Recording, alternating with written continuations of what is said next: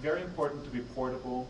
It's expected to, like third-party developers will port this to various number of embedded devices. And as most people of you might know, embedded devices, I mean, there is no real standard. Every device looks a little bit different, and drivers are different, and so it's important that this is portable.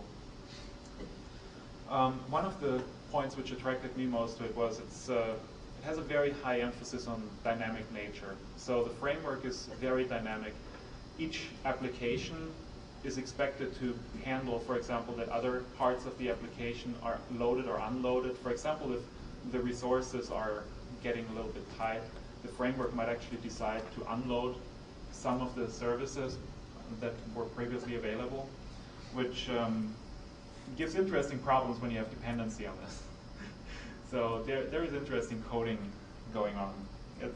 It's amazing how much I've learned about Java in those years.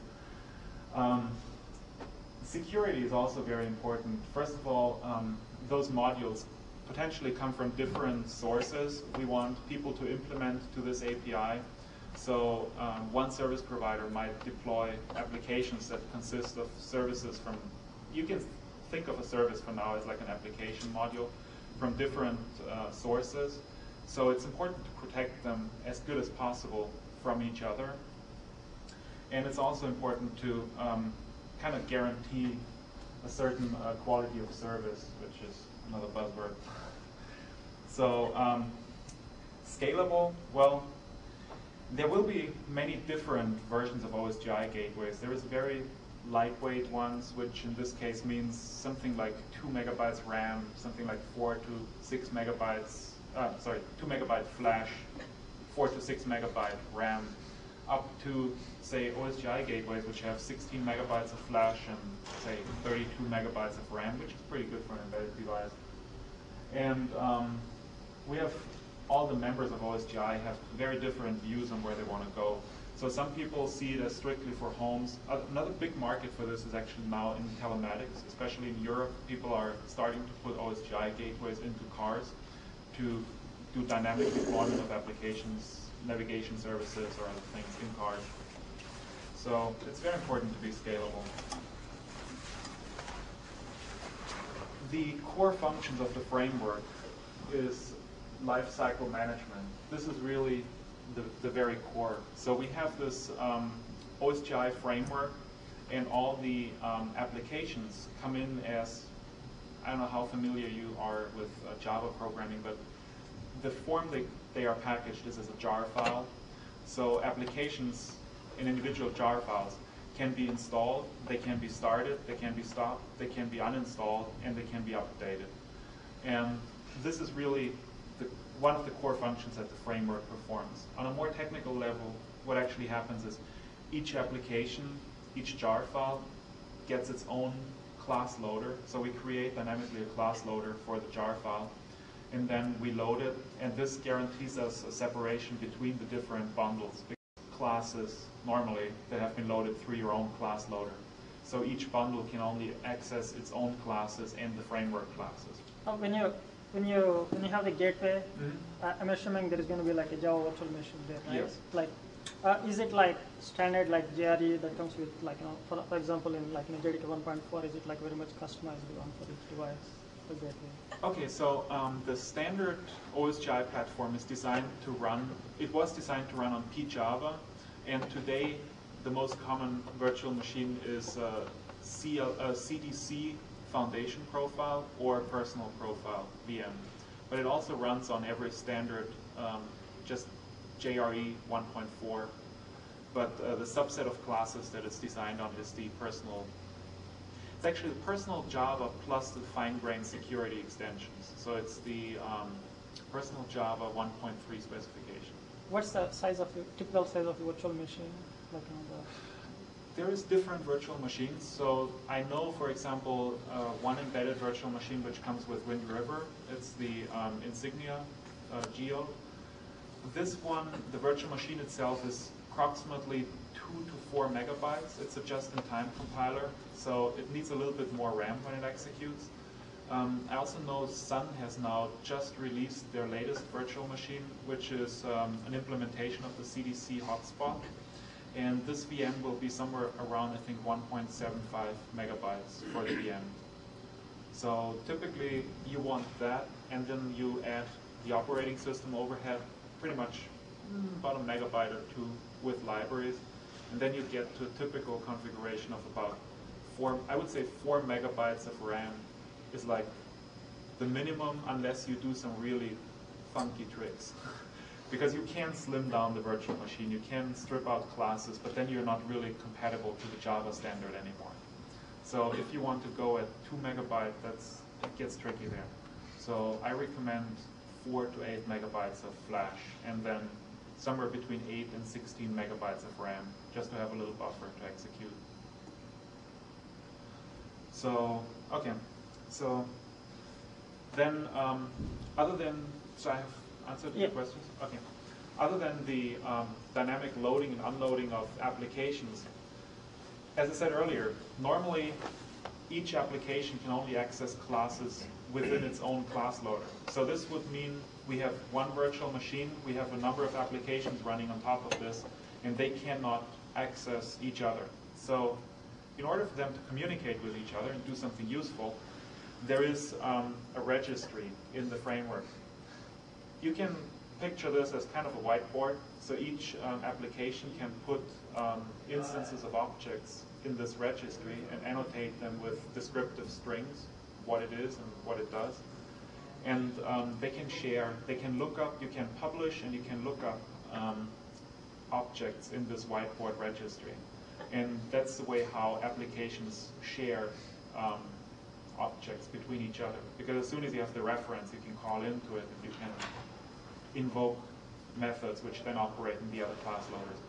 And this is also a way how we can guarantee security, because that's the only, if this is the only way how one application can access another application, you can put pretty good mechanisms in between to protect them from each other. And it uses actually the Java 2 security model to do this. Then we have package and version management. This is just a way to keep track of different versions of applications. There might be different versions of log servers, so the framework keeps track which version is installed, which version you're looking up.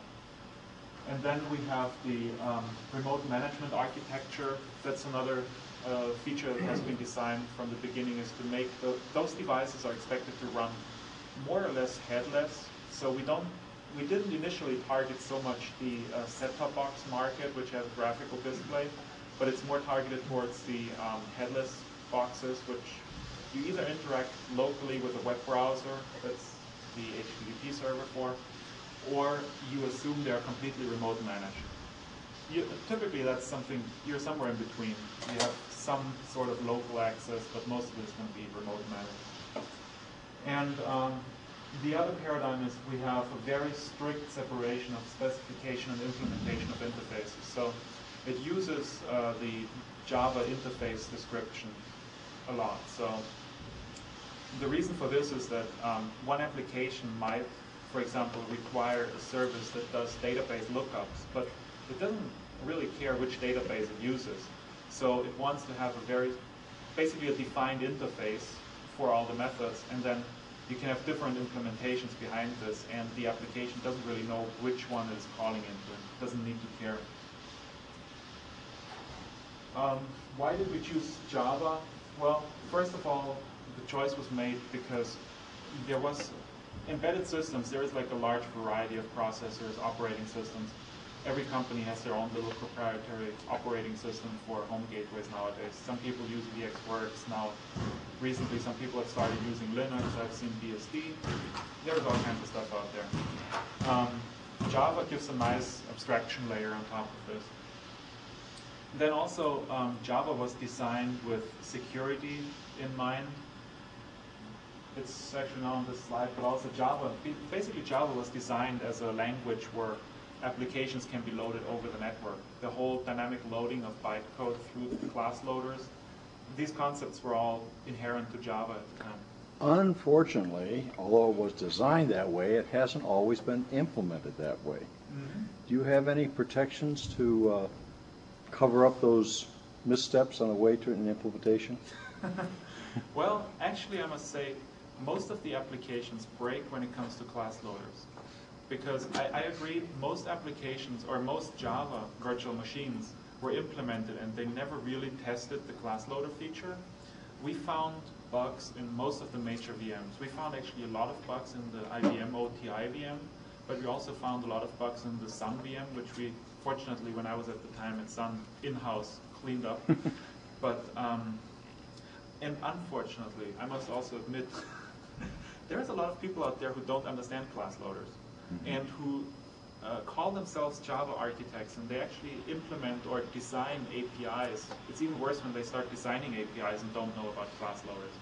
So, for example, if you look close at the Java, I think it's a part of the Java 2 API, they have the Corba API defined, how you should like define, which one is the example? I don't know, somewhere there, I think it's for the org implementation. You actually specify, you hand over a class, which you basically hand over a reference to a class.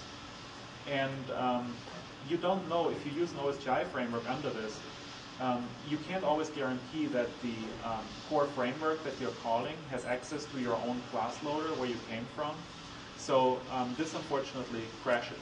And you have to go through big lengths to circumvent this and wrap it up. But most of the times you can implement most of the things nowadays. And I mean, we have had OSGi frameworks running for the last 3 years now.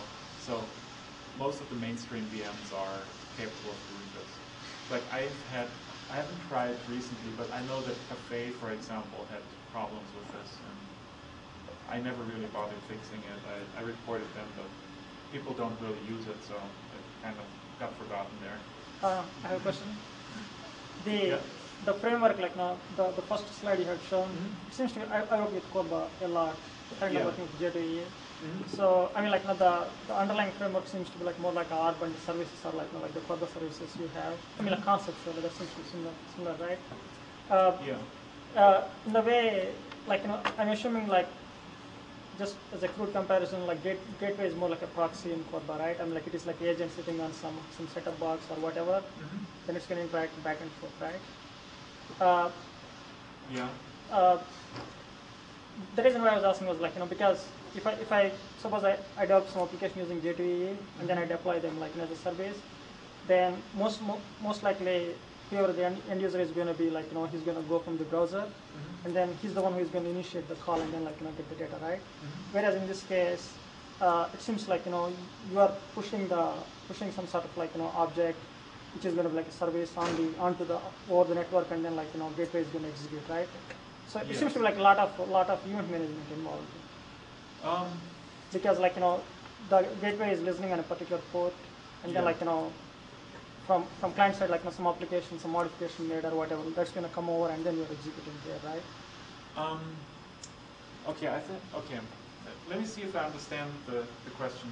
Yeah, the question is like how the event management is being done. Is it similar to J2EE event management, or is it more like similar to Corba event management? It's more similar to J2EE because so OSGi was not really defined to actively like marshal and unmarshal objects and like move the object instances across from one platform to the other platform. It's more like taking an application and then like, as a jar file and deploying the jar file to both frameworks and just running it there. But it's more like a J2EE in the sense that it has a framework where you can deploy different jar files and then they can get, it's an infrastructure for them to find each other and cooperate there. And with the management approach, it's more like you download